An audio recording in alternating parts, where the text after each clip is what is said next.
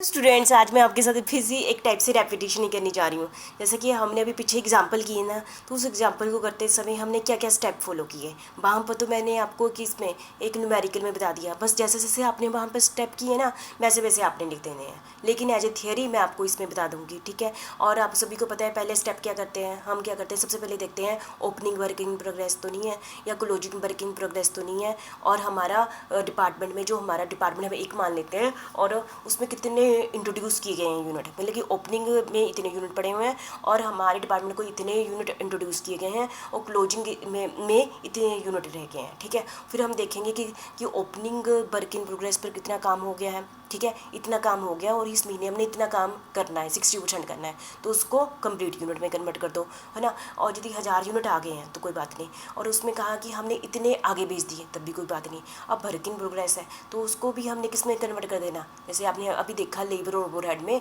200 unit थे, उसको हम कंप्लीट कन्वर्ट कर दिया, 100 में कन्वर्ट कर दिया, बस कर दिया, बस वही प्रोसेस है, ठीक है। फिर हम उसके बाद जब हमने कंप्लीट यूनिट कन्वर्ट कर दिया तो उसके बाद हमने टोटल कॉस्ट पर आ गए कि डायरेक्ट मटीरियल पर कितना खर्चा किया गया, लेबर पर कितना खर्चा किया गया, ओवर हेड पर कितना खर्चा किया गया।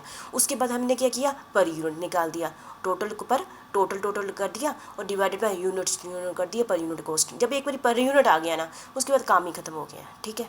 तो इसी स्टेप्स को मैं एक बार रिवीजन करवा देती हूँ आपको।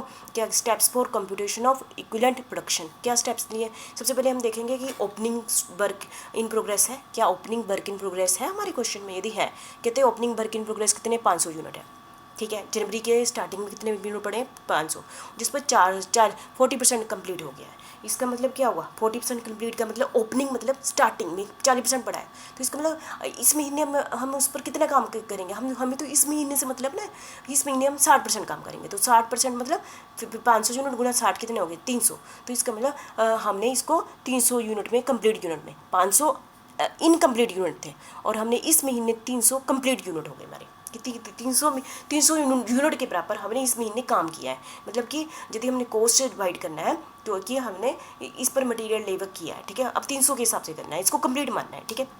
दूसरे नंबर पर हम क्या देखेंगे, कितने उस महीने जनवरी महीने में कितने इंट्रोड्यूस किए गए हैं, है ना, पिछले डिपार्टमेंट से कितना आया है मटेरियल, है ना, कितने इंट्रोड्यूस किए गए हैं, ठीक है। Can be done by deducting the closing work in progress. कैसे निकालेंगे हम क्लोजिंग वर्क इन प्रोग्रेस को, जैसे समझो 1000 आए, है ना, तो यदि कहते एंड में 200 बच गए, जैसे हमें पिछली एग्जांपल ले ली, 1000 थे बाहर से आए, 200 क्लोजिंग वर्क इन प्रोग्रेस है, तो इसका मतलब क्या हुआ, 1000 आए, है ना, और 200 वर्क इन प्रोग्रेस है और 800 हमने आगे ट्रांसफ़र कर दिया, इस टाइप से ना। Equivalent production for closing work in progress कितना आ गया, जैसे मैं आपको बता दूँ 800 यूनिट है क्लोजिंग में, वो 70% कम्प्लीट हुआ। 70% कम्प्लीट का मतलब क्या हुआ, इसी महीने 70% हुआ, इसका मतलब हमारा इसको 800 यूनिट को कम्प्लीट यूनिट में कन्वर्ट कर देंगे, 70 मल्टीप्लाई 800, तो 500 यूनिट हमने इस महीने काम किया है। बस इतना अब तो पता चल गया कि अनकम्प्लीट को कंप्लीट में कन्वर्ट करना है, ठीक है। फिर से हम एक रिवीजन कर लेते हैं। Ascertain the number of the unit introduced and finished, ठीक है, कितना इंट्रोड्यूस किए गए थे, कितने ओपनिंग थे, कितना हमने काम कंप्लीट कर लिया, कितना वर्क इन प्रोग्रेस है, सबसे पहले देख लेंगे, ठीक है। Convert the production into equivalent unit, हमने ऐसे किया, चाहे क्लोजिंग स्टॉक है या ओपनिंग वर्क इन प्रोग्रेस है, उसको अनकम्प्लीट को कंप्लीट में कन्वर्ट कर दिया, चाहे ओपनिंग है क्लोजिंग है, हमने किया, ठीक है। थर्ड में स्टेप में हमने क्या किया, find out the total cost of the material. हमने आप एग्जांपल ये पिछली वीडियो देखिए। फिर जब हमने कंप्लीट कर दिया ना, मटेरियल को 200 रखा, और उसका नाम क्या है, लेबर को 200 को 100 में कन्वर्ट कर दिया, ओवरहेड को 100 में कन्वर्ट कर दिया ना। फिर उसके बाद हमने क्या किया, टोटल कॉस्ट देखी, मटीरियल की भी, लेबर की भी और ओवरहेड्स की टोटल कॉस्ट देखी, फिर डिवाइडेड बाय यूनिट्स को डिवाइड कर दिया, तो हमने क्या निकाल दिया, कॉस्ट पर यूनिट और निकाल ली, ठीक है, किसकी, मटेरियल की भी, लेबर की भी, ओवरहेड की भी, यही स्टेप लिया, ठीक है। फाइनली क्या किया, जो पर यूनिट को नंबर ऑफ द यूनिट से मल्टीप्लाई बाय कर दिया, तो टोटल कॉस्ट निकाल दी। Finally ascertain the cost of production, कैसे निकाली, जो पर यूनिट आ गया, यदि हमने क्लोजिंग स्टॉक है तो क्लोजिंग स्टॉक में 200 मल्टीप्लाई बाय 100 मल्टीप्लाई करके निकाल ली, और जो हमने 800 यूनिट अगले डिपार्टमेंट को भेज दिया, 800 गुना मटीरियल की पर यूनिट कॉस्ट, 800 गुना लेबर की पर यूनिट कॉस्ट, 800 गुना ओवरहेड की per unit cost, total amount निकाला, उसको ऐड किया, तो हमने ऐसे निकाल लिया। ठीक है। तो क्लियर है, ये हमारा प्रोसेस होता है, ठीक है। तो उसी को ही मैं रिवीजन ही करा रही हूँ कि पिछले एग्जाम्पल को, क्योंकि पेपर में आपको क्वेश्चन ऐसे थियोरी में भी आ सकता है ना।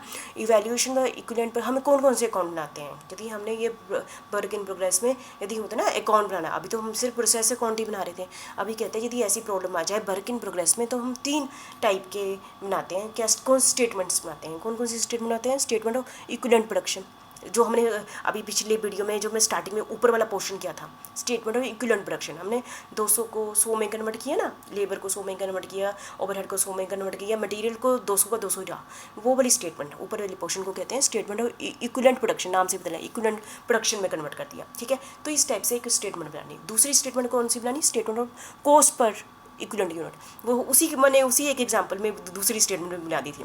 कैसे? Total costly divided by 200 divided by मैंने divided by 1000 divided by 900 divided by 900, है ना, पर यूनिट कॉस्ट निकाल दी थी। तो दूसरी स्टेटमेंट आपने ये बनानी है, ठीक है।